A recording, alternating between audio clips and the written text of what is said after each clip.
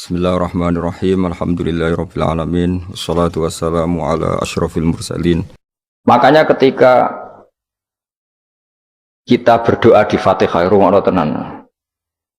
Ketika kita doa di Fatihah seperti ihdinas siratal mustaqim iku siratal ladzina an'amta 'alaihim. Mestinya normalnya kan tunjukkan kami jalan yang lurus yaitu siratoka, jalan engkau ya Allah. Itu tidak seperti itu, tapi siratal ladzina an'amta 'alaihim, jalannya mereka yang telah engkau beri nikmat. Karena manusia enggak mungkin niru Allah langsung, mergo Allah itu mboten apa? Mangan mboten.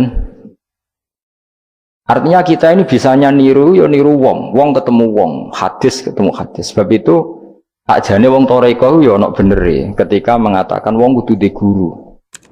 Cuma tak arani ana benere kok enggak fairnya kan kadang maknane guru itu hanya mursyid. Sebetulnya ngomongnya ndak usah seperti itu ya, semua orang harus punya sanad. Sanad di torekoh disebut mursyid, neng ilmu hadis disebut rawi, neng kepesantrenan disebut apa? Kiai atau guru. Tapi problem sebagian orang itu kan asobia, torekoh yang penting itu duwe apa? Mursyid. Anak mahasiswa penting di dosen. Karena apa? Itu tadi rungokno tenan, awas kena salah. Orang itu ndak bisa niru Allah, sing iso ditiru padha-padha manusia melani ihdinas siratal mustaqim siratal ladzina an'amta. Anut dalane wong sing telah engkau beri nikmat. Ya yang telah itu siapa? Ya sing wis mati. Iku sing mesti kena dinut sing wis mati. Tapi problem wong mati niku terserah sing nyejarahno. Padha wae iki misale anut Abdul Qadir Jilani utawa anut Imam Ghazali, rawine hok utawa penafsirnya goblok. Ya mau kados kula ngaji sore tak contohno, ana wong soleh alim jagungan mbek wong ayu utawa ketemu wong ayu takok-takokan ning perapatan. Terus mbok simpulno nak ngono jagungan mbek wong ayu iku lha kan goblok banget. Padahal iso wae wong iki faktor tangga sehingga ngregani utawa kebetulan cawe wedok mau takok bab haid. Gelem ora gelem kan kudu dijawab. Dan kesunatane jawab ning perapatan, nek ning omah rapati sunat. Tak jamin secara fikih. Semakin di depan umum semakin baik karena ketemu perempuan yang tidak mahram baik di depan umum maupun baik dewean. Baik di depan umum. Tapi kadang-kadang wong sing iso ngaji malah ngono kok ngarepe wong akeh tok dewean ya malah bahaya tuh bocah kok. Wong ora tau ngaji repot. Makanya kiai-kiai itu nak nyemak mbak-mbak itu rata-rata malah di depan umum. Memang bagus di depan umum kalau ketemu orang yang tidak mahram. Mergo pikirane wong ora macam-macam. Pantangannya seperti Dewi Nabi layak luwana rojulun bemrate, tidak boleh orang persepen. Ya, jadi kan nanti tonggo ayu, nak pun jagungan ke depan umum, bener macam-macam. Nak kono gelem loh. Mestinya orang gelem jagungan baca elek. Tapi kadang orang berpikir, ojo ngarepe wong akeh mari ditiru. Lah asal di depan orang banyak itu harame rapatin nemen koyok dewi. Tapi kan tetap nak disimpulno itu boleh repot. Balen malih ya terus dalane Allah iku kudu niru wong, ora oleh langsung niru Allah mergo Allah iku mukhalafatul lawati niru wong. Mulane wazkur Ismaila wal Yasa. Kanjeng Nabi sing kekasih Allah kon niru Nabi Ismail, Nabi Yasa, Nabi Nabudal. Maksudnya niru wong. Kali Ismail di prestasi mengorbankan dirinya untuk abahnya, iku ngewangi bangun apa? Ka'bah dan siap disembelih. Nabi Yasa di prestasi seperti ini, Nabi Dzulkifli punya prestasi seperti ini. Iku dawuh pangeran kena eling aku, iku eling hamba-hambaku sing saleh. Mergo eling Allah langsung tuh tidak bisa karena ada problem apa? Allah itu mukhalafatul lil hawadis. Saiki wong ku ora iso ngaji, muni langsung anut Kanjeng Nabi. Anut Kanjeng Nabi itu artinya apa? Pastikan riwayatnya benar dulu. Nabinya pasti benar, tapi riwayat yang sampai ke kita. Pertanyaannya bukan kita anti anut Nabi, memastikan riwayat itu benar atau tidak. Setelah riwayat itu benar, maknanya benar enggak? Bisa saja maknanya salah. Kayak kelompok-kelompok yang mudah mengkafirkan orang itu maknanya hadis salah. Memang Nabi ngendikan laisa minna ya tidak termasuk golonganku wong sing tau bodoni. Tapi maksudnya Nabi dalam konteks itu tidak termasuk golonganku, bukan berarti dia sama sekali tidak termasuk umatnya Kanjeng Nabi. Karena dalam banyak hadis Nabi ngendikan syafaati li ahlil kabair min ummati, umatku yang tahu dosa lah berhak mendapat syafaat. Andai kan orang yang pernah bodoni langsung nggak umatnya Nabi, berarti menjadi kafir. Antu dari hadis laisa minna. Ora termasuk golonganku wong sing nate bodoni man ghasyana. Banyak kalau nuruti itu banyak, tidak termasuk golonganku sing bodoni, termasuk golonganku yang itu kan banyak yang dicap Nabi enggak. Riwayatnya benar tapi pemaknanya salah. Makanya ada pepatah masyhur itu kalau dalam tradisi ulama itu, laula murabbi lama arafna rabbi walau lal ulama lama arafnal am. Iya, laula murabbi umpama ora ana sing didik aku, lama arafna rabbi, kita ndak akan ngerti Tuhan ingsun. Ya, jadi misalnya kue urip ning alas, gak ono guru, gak ono apa, rom yo, wit iki pahit, wit iki manis, nah, banyu iku nyegerno kan ngono-ngono tok. Kue roh pangeran kok ndi saja. Usah belajar filsafat sendiri. Paling rom kidang mbok bedak, roh celeng mbok bedak. Jenenge ra ono siapa-siapa. Mulane laula murabbi lama arafna rabbi. Jadi kita tahu Allah barokah para murabbi, wong sing didik. Jika hubungan kita dengan Allah itu ya nurut sing didik. Ya jenenge laula murabbi lama arafna rabbi. Terus nomor loro walau lal ulama lama arafnal anbiya. Andai kan ndak ada ulama, kita juga gak ngerti Nabi. Kowe kok sithik-sithik sunah Rasul hadis sing nerangno sapa? Kalau kowe ngerti Nabi ku nak sujud. Iku ngene, kowe jare sapa? Iku sangka sallu kama raaitumuni usolli. Sahabat nyekseni sujude Nabi, tabiin nyekseni sujude sahabat, tabiin nyekseni sujude para tabiin, terus sampai kula ngerti sujude Mbah Mun niru Mbah Zubair, niru Mbah Karim Nirboyo, terus niru sampai Mbah Hasyim niru Mbah Mahfud niru sing aran Anatut Talibin Nabi Bakar Sato, beliau niru Utsman Ad-Dimyati, terus niru Sayyid Zaini Dahlan ya, terus saya Utsman Ad-Dimyati, terus sampai Kanjeng Nabi Muhammad sallallahu alaihi wasallam. Mulane walau lal isnad laqala man sa'a ma seandainya tanpa sanad maka orang akan ngomong sekena. Karena itu agama. Sehingga Allah orang ngendikan ihdinas siratal mustaqim siratoka, tapi ngendikane siratal ladzina. Kita harus ngikuti orang. Orang itu siapa yang bisa diikuti? An'amta alaihim, yang telah engkau beri nikmat. Jadi wong udah ora ngerti ngaji ngene iku, soalnya anut Nabi. Karena kalau anut Nabi secara 100%, misalnya ke iso niru nyun sewu, misalnya iso niru hal tertentu. Terus kowe nak serampangan, saiki sampe nak bedheki. Kowe saiki misalnya wis iso niru Nabi salat qobliyah. Wis qobliyah niru Nabi, cingkrange wis anut Nabi. Wis misalnya, terus dia wis niru Nabi. Nanti kalau agama itu ndak ada riwayat. Nabi urip di Mekah Madinah, kenapa kamu ndak urip di Mekah Madinah? Misalnya pertanyaannya seperti itu. Maka yang ini terus panjang. Nah, memperdebatkan seperti ini itu tidak ada dulu ulama. Mulai dulu nggak ada memperdebatkan seperti ini. Karena ulama lah yang tahu cara pandang usul fikih ini. Nabi ketika nempat di Madinah itu jenenge waqi'atu ainin, satu fakta. Sementara Nabi nak nasrul Islam itu misi. Ulang lagi ya, Nabi nempat di Madinah namanya waqi'atu ainin, satu fakta. Tapi Nabi nasrul Islam, menyebarkan Islam itu satu misi, satu himmah, satu cita-cita. Sehingga kalau ulama ditanya, kamu hidup di Madinah tapi nggak bisa menyebarkan Islam, dengan hidup di Uni Soviet dan menyebarkan Islam, milih mana? Sehingga Sayyidina Ali karramallahu wajhah itu milih pindah ke Najaf, ke Irak. Karena beliau menganggap Madinah sudah cukup aman Islamnya, aman peradabannya. Beliau ingin menyebarkan Islam di bawah kemana? Kufah, yaitu tenggene Najaf. Nah, tapi nggak bisa kamu katakan, wah Sayyidina Ali gak niru Nabi. Nabi urip di Madinah kok dia pindah. Pindah budi? Irak. Tapi karena pertanyaannya bisa dibalik. Nak tetap neng Madinah, orang Jawa nguyai segoro tahsilul asik. Karena mendakwai sesuatu yang sudah jalan. Tapi kalau ke Irak, menyebarkan agama. Waktu galeng ini, nak kue neng Papua, aku nggak masjid sebagai pendiri. Tapi nak kue neng kota, ngurmat masjid itu untuk opah, misalnya milih nanti. Cara gue golek ridane pangeran. Nah, misalnya seperti itu. Jadi ulama usul fikih yang tahu duduk perkaranya itu. Ya sudah, kita harus mengikuti ulama. Karena dia yang tahu, beliau-beliau ini yang tahu cara pandang. Mulane laulal ulama lama arafnal anbiya. Dulu ketika era murni itu orang sedekah itu biasa, mesti diterima.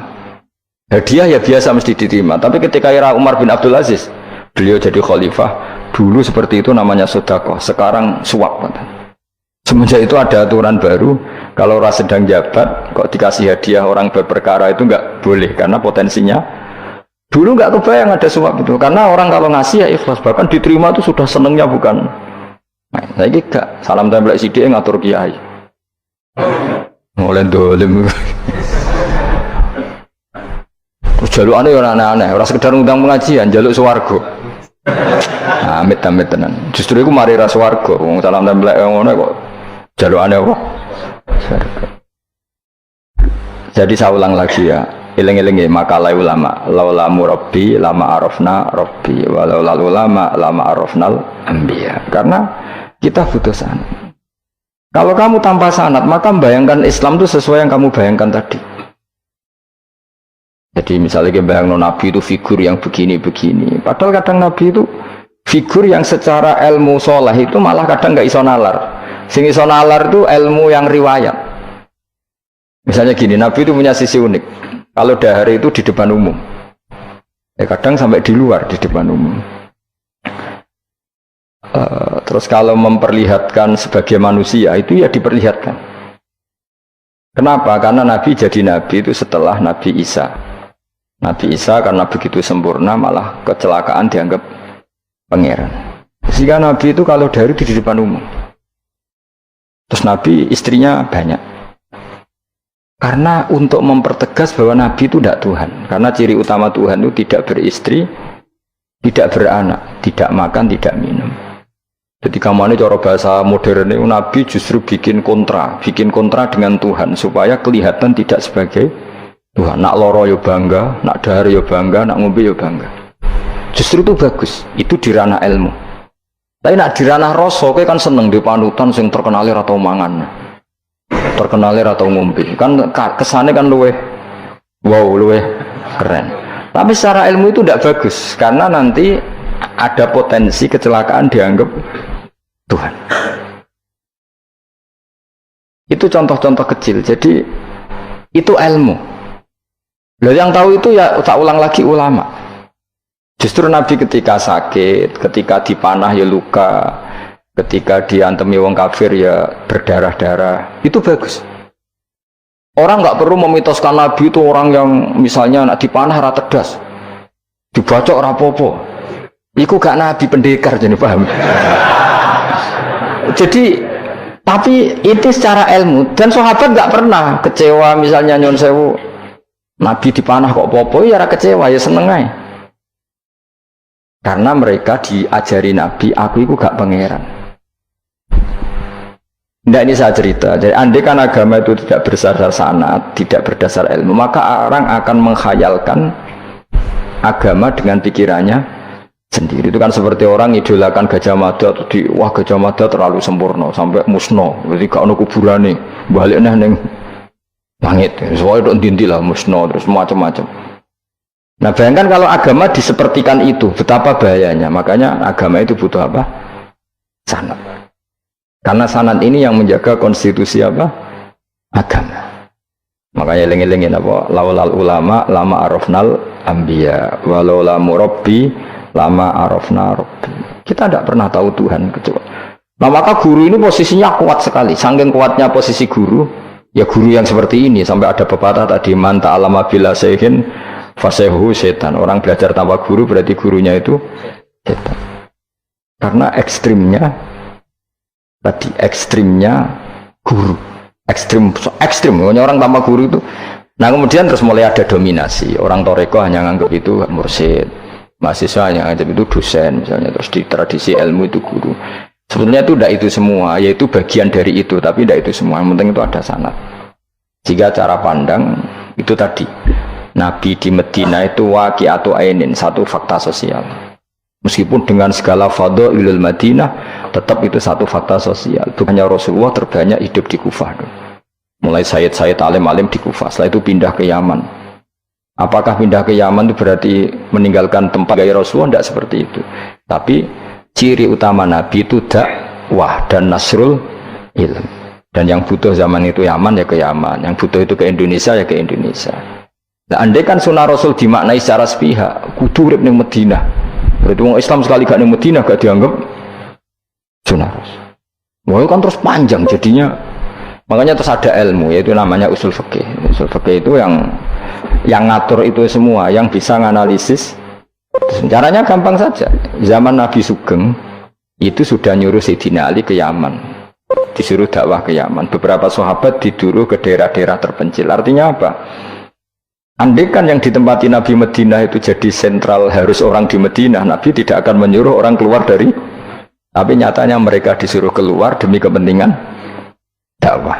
Berarti keluar dari Madinah itu bukan meninggalkan sunnah Rasul. Akhirnya terus jadi ilmu.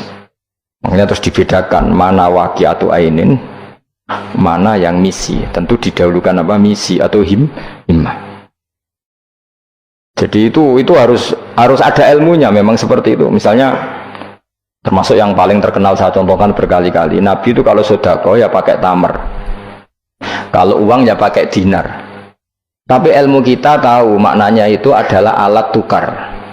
Hingga di Indonesia kita sedekah pakai rupiah. Kalau Nabi pakai tamar, kita ganti beras karena maknanya kut, makanan pokok. Oh kok pepeh niru Nabi. Lagi niru Nabi saiki berarti sedekah rupiah gak niru Nabi. Nabi gak pernah sedekah pakai rupiah, tapi pakai apa? Dinar. Nah itu terus ada ilmunya. Yaitu disebut ada ilmu waqi'atu ainin. Kebetulan Nabi orang Mekah, maka sedekahnya pakai dinar. Di era itu orang Mekah seringnya dahar kurma. Terus itu semua dimaknani kut sama alat tukar apa? Kut sama alat tukar. Sekarang alat tukar rupiah ya berarti sedekahnya rupiah. Kalau zakatnya dulu makanan pokok di Mekah, ya kita zakat pakai makanan pokok di Indonesia, maknanya beras. Itu ya ulama lagi yang tahu, itu ulama. Lengi-lengi ihdinas siratal mustaqim, siratal ladzina, jalannya mereka yang telah engkau beri nikmat. Karena kalau langsung anut Allah anut apa? Anut Kanjeng Nabi misalnya, terus sanatnya gimana coba? Misalnya sholat madhep Ka'bah, itu ya sudah kita anut Nabi, sholat itu madhep Ka'bah. Tapi zaman Nabi teng Medina itu luas masjid Medina itu sudah lebih dari luasnya Ka'bah. Geleng-geleng.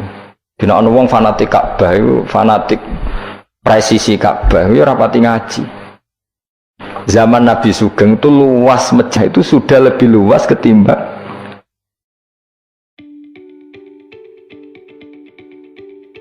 Jumat merupakan hari yang sangat baik, di mana setiap kebaikan dan ibadah pahalanya dilipat gandakan oleh Allah Subhanahu wa Ta'ala.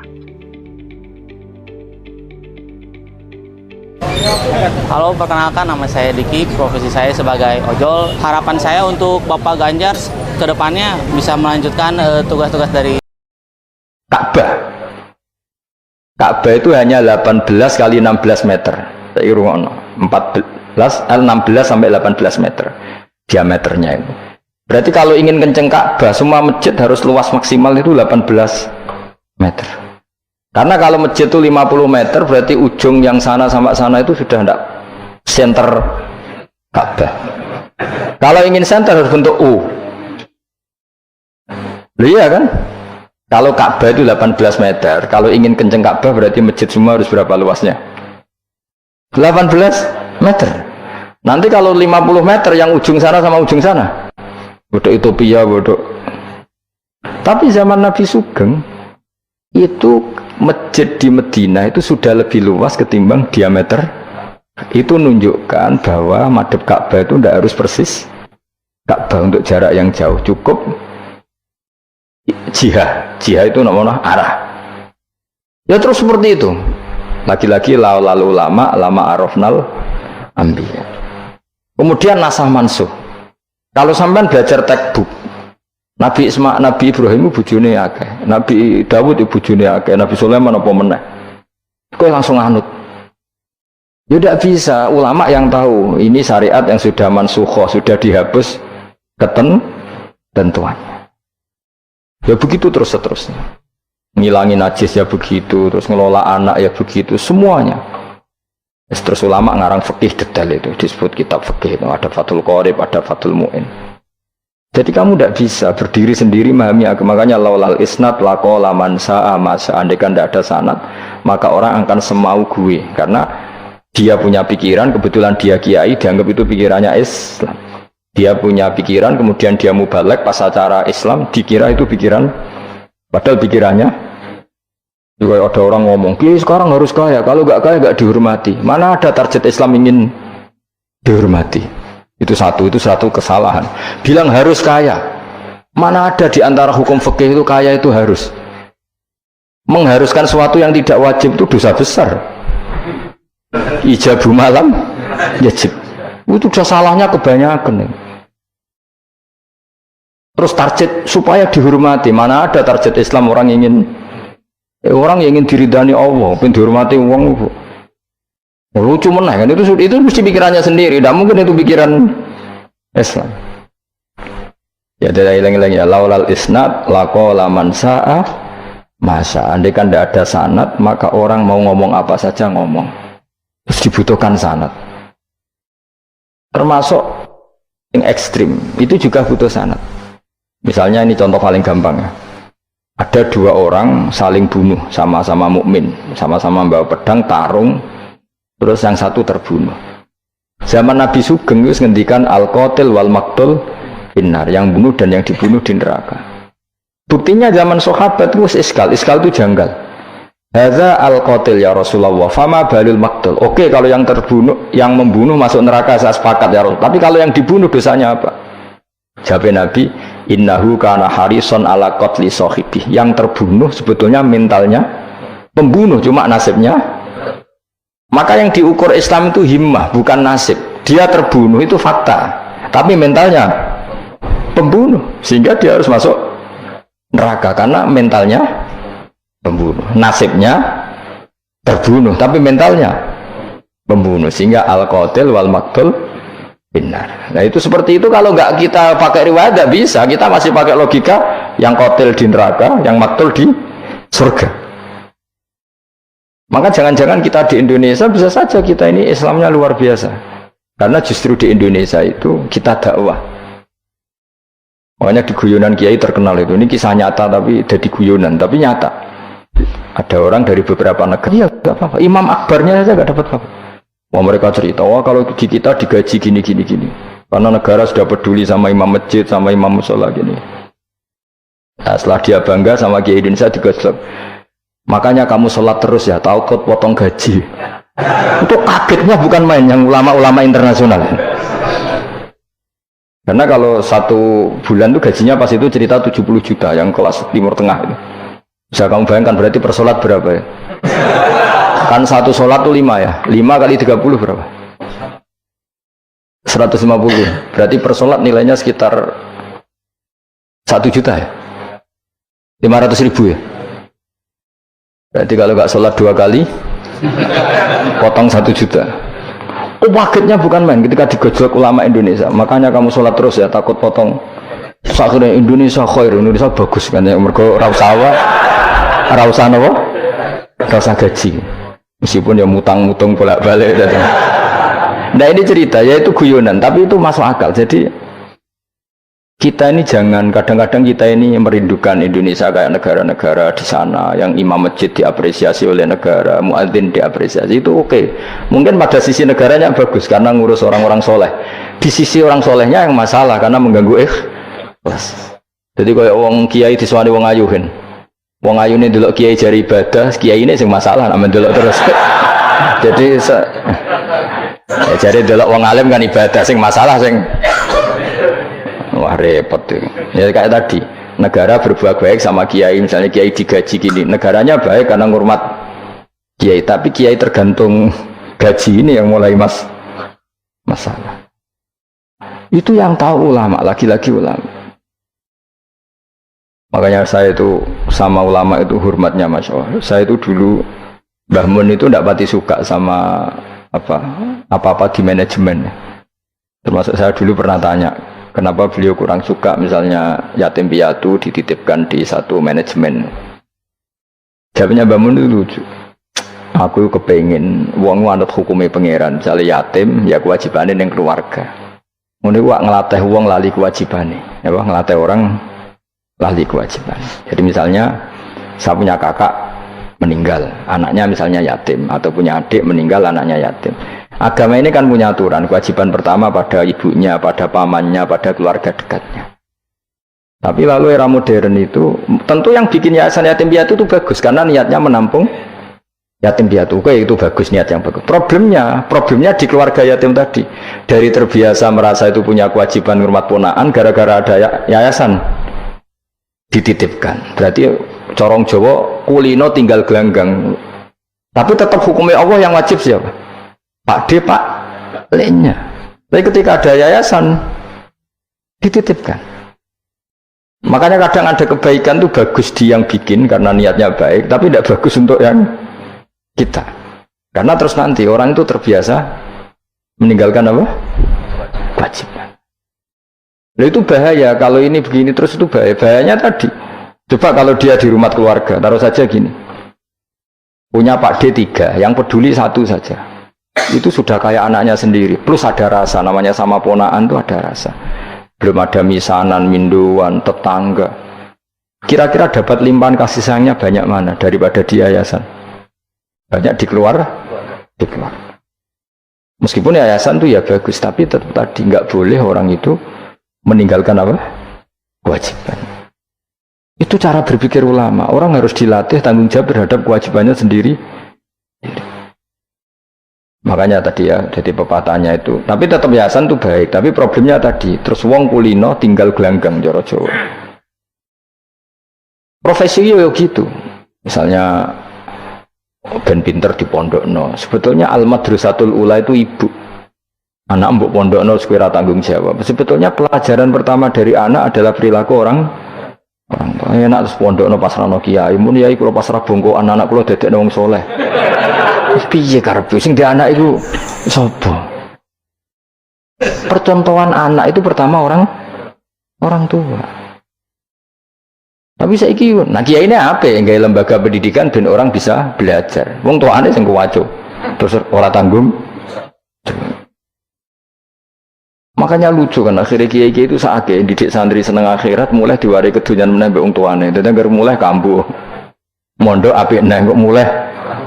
Karena tadi ya saya ulang lagi ya, jadi Allah itu layak kulu walayanamu walayasrob. Allah itu nggak tidur, nggak makan, nggak minum, sehingga nggak bisa ditiru. Yang bisa ditiru itu sesama manusia. Mulane waskur Ismaila wal yasa wadal kifal nabo ihtinas siratal mustaqim siratal ladzina an'amta alaihim. Maka ketika kita nanti masuk surga tu faulaika ma'al ladzina an'ama Allahu 'alaihim minan nabiyyin wasiddiqin wasyuhada'i wassalihin wa hasuna ulaika rafiqa. Jadi enggak bisa kamu soleh sendiri, itu enggak bisa. Karena kalau soleh sendiri pasti dipimpin khayal, itu tak jamin pasti dipimpin apa? Khayal. Hingga harus ada sanad. Ya, makanya laulal isnad laqala man sa'a ma sa'a. Andai kan enggak ada sanad, maka orang mau ngomong apa saja diomongkan. Makanya kita butuh apa? Butuh sanad. Kalau terusakan ya. Terus nanti Rabbus samawati wa ma min ilahin illallahul wahidul qahar. Rabbus samawati. Pangeran iku sing mengerani pira-pira langit wal ardi lan bumi, wa malan perkara bainahuma antarane samawat lan ardh. Al azizu turdat sing menangan, al ghalibu sing kang menangan ala amri. Ing atase urusane Allah. Al ghafaru kang akeh nyepurane li auliyaihi maring pira-pira kekasih Allah. Kul ngucap sira Muhammad lahum maring para kafir Mekah zaman iku huwa nabaun azim. Huwa utawi iki iku nabaun azim. Huwa utawi ikilah Quran misalnya. Huwa utawi ikilah Quran iku nabaun cerita azimun kang gedhe. Antum kang utawi sira kabeh andu saking Quran iku muriduna iku mengo kabeh. Ail Quran itu kesehute Quran radhi kang ambat tukang cerita ingsun kum ing sira kabeh fi iklan tadi. Wajib tulan teko ingsun kum ing sira kabeh. Fihi napa fihi? Wajib tukum fihi, wajib tulan nekan ingsun kung sira kabeh dalam Quran bima kelan perkara la ya'lamu. La ya'lamu kang ora den pinawuri apa ma ila biwahyin. Wa wa qauluhu ma kana liya min ilmin bil malil ala iku nabaun azim, cerita yang besar. Maka ora ana iku liya kedhe ingsun min ilmin saking pengetahuan bil malil ala kelawan percakapane malaikat papan atas dari malaikat itu yahtasimu nalikane berdebat sapa ngake fisani Adam ing dalam masalah Nabi Adam hina qala wa ta'ala inni ja'ilun fil ardi khalifah in huwa ora ana ta kabeh iku in iyuha ilayya maka naliyamin ilmin bil malaila ala it yahtasimun iyuha ma yuha tegese ora den wahyu ana ilayya maring sun apa illa annama kecuali sak temen ingsun ani sak temen ingsun nadzirun iku wong sing ngekeki peringatan mubinun kang jelas oleh ngekeki peringatan bayinul ingdar tegese banget oleh ngekeki peringatan waskuran iling sira iskoran alikane dawa sapa rabbuka pangeran sira lil malaikati maring malaikat inni khaliqum basyaram mintin inni sak temen ingsun khaliqun dat sing gawe ingsun gawe basyaron ing manusa mintine sange lemah wa utawi basar iku Adam Faida sawaituhu mongko nalikane wis nyempurnano ingsun hu ing Adam atmam tu tegese nyempurnano ingsun hu ing Adam wa nafakhtu lan yub ingsun ajra itu tegese melakono ingsun fi ing dalam Adam min ruhi sanging roh gawean ingsun wa namanani sandut kula man min ruhi sanging roh gawean ingsun ora bermaknane min ruhi sanging roh ingsun berarti Adam ditiup ruhi Allah terus di Adam ada ruhi Allah mungkin dari setengah Nasrani mungkin dari Roh Kudus ini dari mulanya repot jadi nama ini sandot aku soalnya min ruhi sanging roh manis ya pakai ini kok Tropika Muslim yang digawe ingsun rada bulet manen fasara mengko dadi sapa Adam khayan dadi urip nah wa idhofatur roh ta ing idhofano lafat roh ilahi maring min ruhi ku tasrifun mung ngekeki penghormatan di Adam maring Adam. Lagi-lagi ini malaikat itu di apa malaikat itu kan yo duwe pikiran terus iblis yo duwe pikiran sing podo-podo pikiran itu ya rodok bener iblis pikirane lho ya tapi nurute bener malaikat jadi umpama agama anut pikiran ya bener iblis cara berpikir iblis itu Adam ku sangka lemah aku sangka api berarti keren aku. Nah, cara pikirannya malaikat itu serah mikir bombolyondi dikongkon yo mana. Jadi agama ini sanat, agama ini seorang lagi nopo sanat. Tak jane cara tauhid itu keberatan. Aku no istilah betuwah ya keberatan. Betuwah maknane omahe Allah itu takok. Allah manggon wirdi ning Ka'bah. Jadi kita harus ngikuti ulama. Dikatakan betuwah itu nama penghormatan. Sesuatu itu mulia maka disebut betuwah, bukan berarti Allah nempat di situ. Mereka Allah tidak butuh nopo tempat. Jadi itu kan jelimet mang. Lagi-lagi yang tahu itu ulama. Masjid ya dikatakan betuwah. Dan misalnya iki masjidnya pangeran, malah nambah mana nih lucu. Masjidnya pangeran, jadi iki tempat sujudnya pangeran, nah, kacau kayak. Tapi berhubung wong ra paham alhamdulillah namun iki masjidnya pangeran. Jajal mana nih bahasa Arab. Iki masjidnya pangeran, makna nih terjemah. Iki tempat kacau ini baru kayak bodoh dora roh naiku kacau jadi kacau yang melani anut ulama jadi darani baitullah apa dikatakan dalamnya Allah maknanya apa idhofatut tasyrif apa idhofatut tasyrif maknanya omah sing mulia sampai diistilahno dalamnya Allah. Wis kudu bulet ngono kaya niki napa? Wa idhofatur roh lahu napa? Tasrifun li Adam. Dadi ora kok wa nafakhtu fihi min ruhi Nabi Adam tak kaya rohku iku ora, tapi sebuti tak tiup dari roh sing roh iku urusanku, tapi ora ruhi Allah mboten. Niku jenenge apa? Wa idhofatur roh ilaihi napa? Tasrifun mok bentuk penghormatan li Adam maring Adam.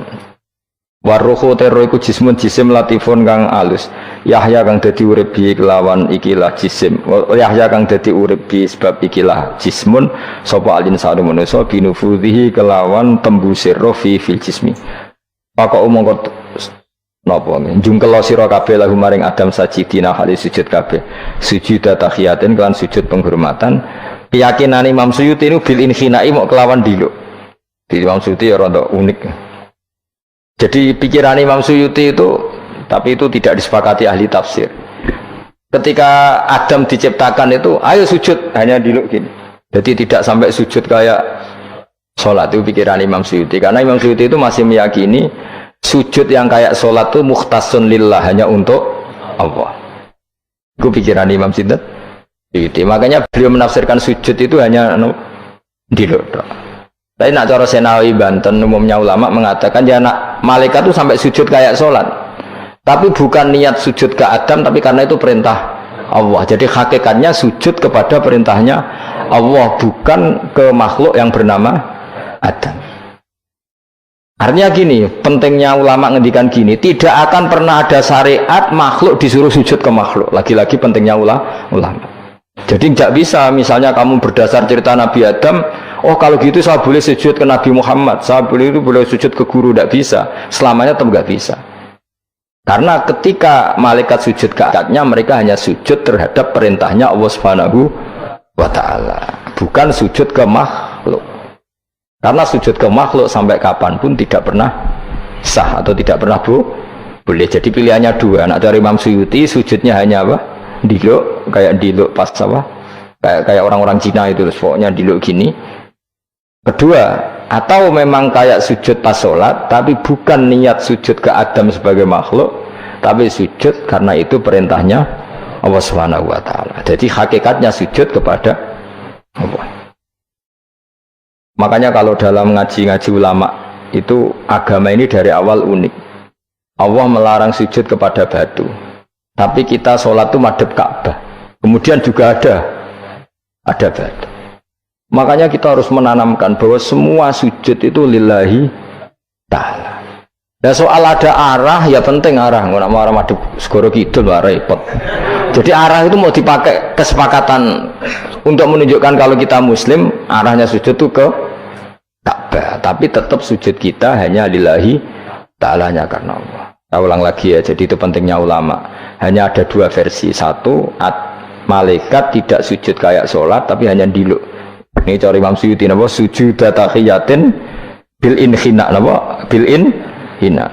Tapi kalau banyak ulama mengatakan ya sujud betul, tapi tidak niat sujud ke Adam, tapi tunduk kepada perintahnya Allah Subhanahu wa Ta'ala. Saja tamu kau sujud soal malaikatu malaikat kulluhum iskabene malaikat ajmauna halis kabene kabeh. Fihi ku tetap ing dalam dawuh kulluhum ajmaun takkidani utawa taukid loro yaiku kulluhum dan ajmaun illa iblis kecuali iblis. Wa ta iblis ku abul jinni ku abul jin karena ana sapa iblis ku benal malaikati antarane para malaikat. Istakbara sombong sapa iblis wa kana lan ana sapa iblis minal kafirina setengah sange wong sing kafir kabeh fi ilmillahi taala ing dalem ilmune Allah taala. Kala dawuh sapa wa ta'ala ya iblis wa iblis ma manaka mau te apa iku mana ngalang-alangi apa maka ing sira antas juta ento sujud sira lima maring perkara kholaqtu kang gawe ingsun biadaya kelawan tangan loro ingsun manane kelawan kekuasaan ingsun manane yadaya di maknane nambah ulama mergo nak maknane tangan kok repot nah berarti Allah duwe tangan terus dirubah Imam Suyuti diciptakan dengan tangan saya sendiri maknane apa ayat awalnya itu tegese nguasani ingsun kholqawe gawe Adam. Jadi Adam tak bikin sendiri. Manane wis pokoke ngono. Dadi biadaya itu istilah penghormatan. Bukan hakikatnya Allah bikinnya pakai tangannya. Wa hadza utawi iki ku tasyrifun iku bentuk penghormatan di Adam maring Adam. Fa inna kulla makhluqin mongko sak temene hakikate kabeh makhluk ya tawala nguasai sapa Allah khalqahu ing gawe kula makhluk. Astakbarta am kunta minal alin astakbarta ana ta sombong sira al ana ing dalem saiki anis sujudi istifamu taubihin am kunta ana ta sira minal alin setengah sangge wong sing sombong-sombong kabeh.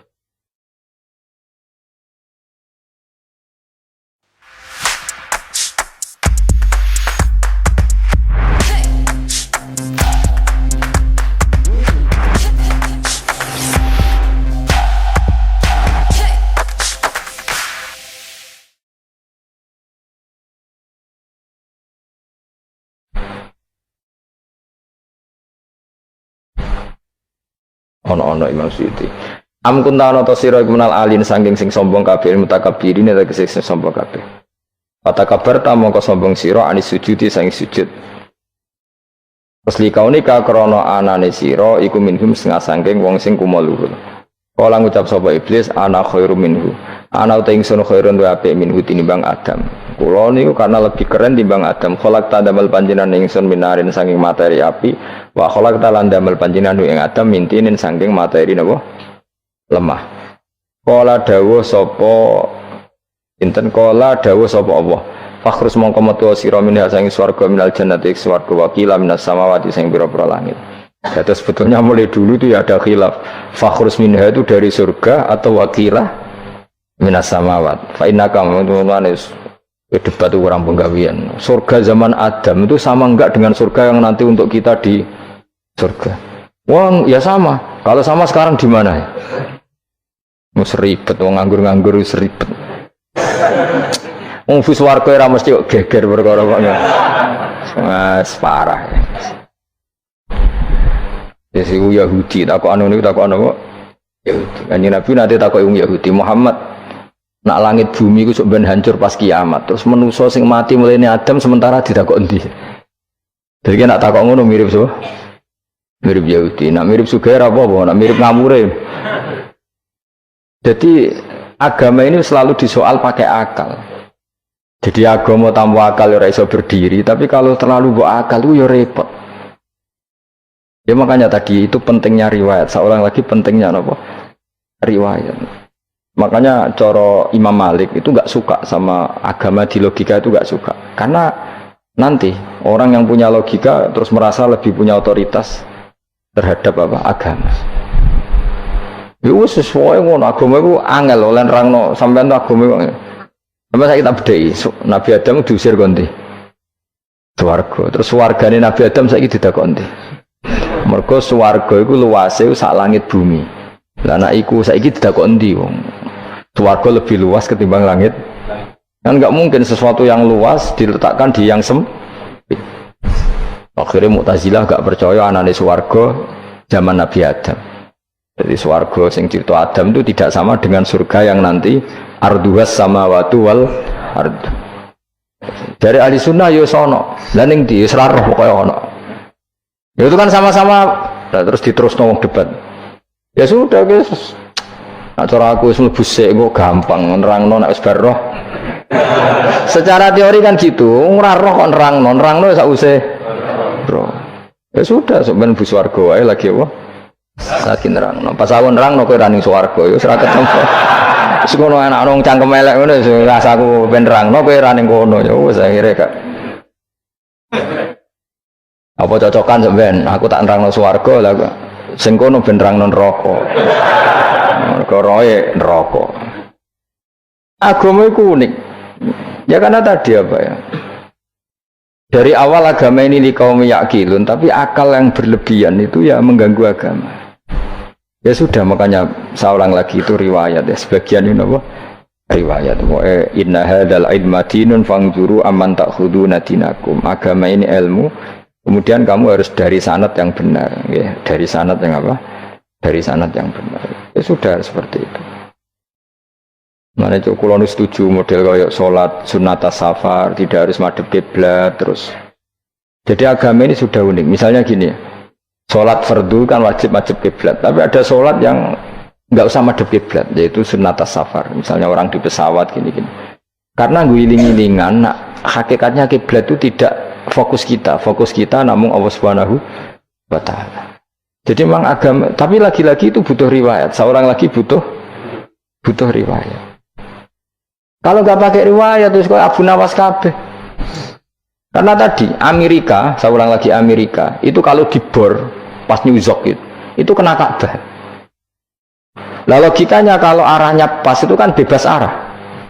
Berarti orang Amerika oleh sholat bebas. Tidak bisa seperti itu ya, tetap anut konsensus ulama sana atau tradisi sana, kiblat itu ngambil arah mana? Karena dia pas. Ya bumi yang ada arah itu secara akal kan hanya rubuk 1/4. Makanya kalau kamu belajar falak itu ada rubuk. Lainnya itu sudah tidak ada arah. Misalnya bumi bulat bola, yang sama atas dikatakan sama-sama di atas. Ya kadarnya hanya 1/4. 4. Lainnya itu sudah dikatakan samping. Makanya seperti Denmark itu ada daerah yang siang itu sampai 3 bulan, entah berapa siklus sekian puluh tahun.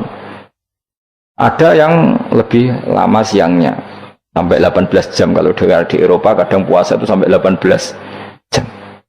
Ada yang selalu nggak kena matahari kayak kutub utara, kutub selatan.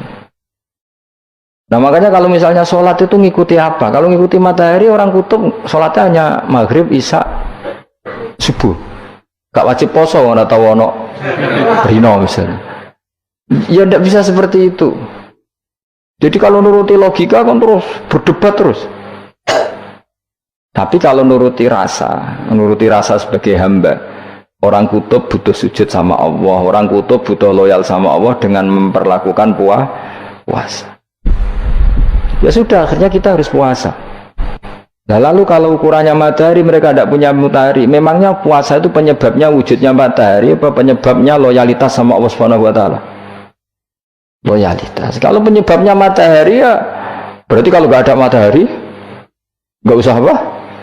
Nggak usah seperti itu cara berpikir. Makanya ngikuti ulama. Karena ulama yang tahu tradisinya Allah dan Rasul.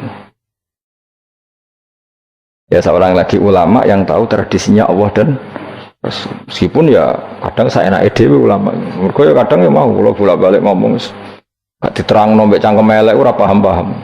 Pokoknya masyhur itu ada kiai di debat sama orang rodok PKI.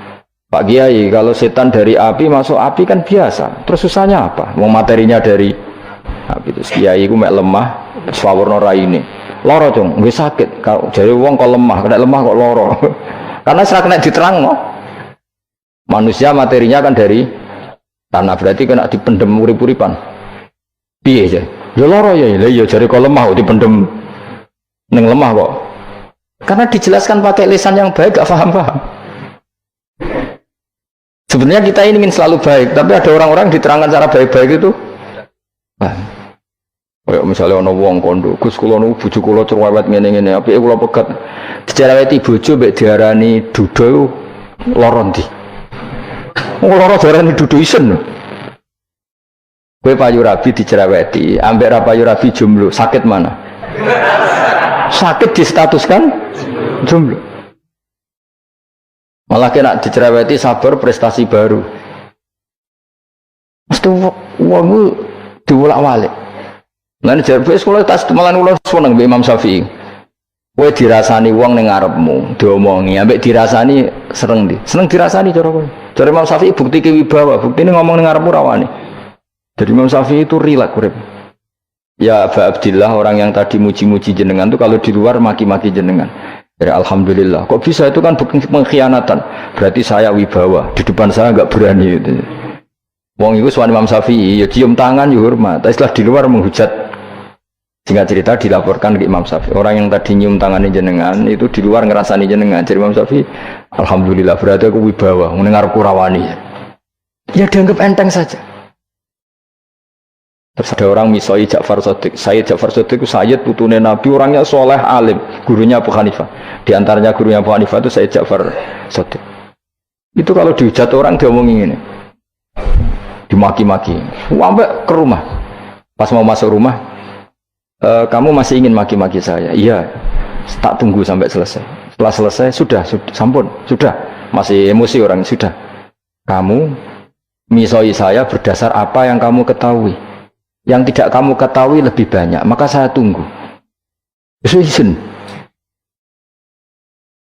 Wisen sampai terus ketika ditanya, kenapa engkau sabar ketika jenengan saya pisui? Orang ini akhirnya tobat, mencium tangannya, mencium lututnya. Jawab saya Ja'far Shadiq ini. Aturahu tu sokurhan, aturahu yuk sokurhan. Orang nggak paham kalimat itu, tapi tak terangkan. Ben dadi wali. Kowe roh pangeran, ya tahu. Sing durakani pangeran tuh banyak enggak? Yang maksiati pangeran tuh banyak enggak? Ya banyak. Yang pangeran sing di langit bumi wae dimaksiati, apa meneh terima aku. Akhirnya terus, jadi orang-orang soleh itu cara berpikir itu di luar kapasitas kamu. Apa ya? Mereka itu hanya Allah, taunya itu hanya Allah. Aku kan enggak egois, harga diri. Mana ada agama berdasar harga diri itu kalau dalam bahasa Arab disebut hamiyat al-jahiliyah itu gengsi apa? Jahiliyah. Makanya ketika saya berkali-kali cerita itu, ada seorang ulama dipanggil tetangganya, Nom, setelah sampai situ, sudah kembali, saya tidak butuh kamu. Setelah sampai rumah dipanggil lagi, sudah kembali lagi sampai 3 kali. Ulamanya tetap ceria, tetap nyaman. Ketika ditanya, kenapa engkau tetap nyaman? Wahai pemuda, kamu itu tetangga saya. Kata Allah dan Rasul, nak ku iman be Allah Rasul, kon ngapi tonggo, kon ngundang aku ya teko. Ya seneng nuruti perintahnya. Ketika kamu nyuruh saya kembali, ya saya kembali. Memang itu keinginan kamu. Kue tanggaku, aku kon nurut bek tonggo. Aku ora urusane bek kue. Aku mau nyaman bek perintahnya. Oh, nangis pemuda tadi itu tobat. Kalau kamu kan warga diri, orang kok dipimpong. Ini gak bakat wali blas. Jadi orang dulu itu nyaman. Karena yes pikirannya namun Allah Subhanahu wa ta'ala. Umar bin Abdul Aziz itu termasuk khalifah paling soleh setelah periode sahabat. Itu mau kapundut itu sewantai. Ketika keluarganya menangis, kenapa kamu menangisi saya? Ya karena engkau mau mati. Memangnya kalau mati mau kemana aja? Ila khairi madhubin ilaih, kezat terbaik. Terus aku bawa konurip awar kue gak jelas song rumah tangguh tawar anak Allah malah jelas. Saiki apik ndi urip mbek wong ora jelas sampai sing jelas. Ya wis kapundhut. Kowe kan gak mati ku wedi. Dosane akeh. Lah mungkin nek urip terus ora dosa apa to ngene. Gaya tok sih. Dosa kula cek kathah Gus kok mati terus. Ya malah apik mati ora dosa meneh.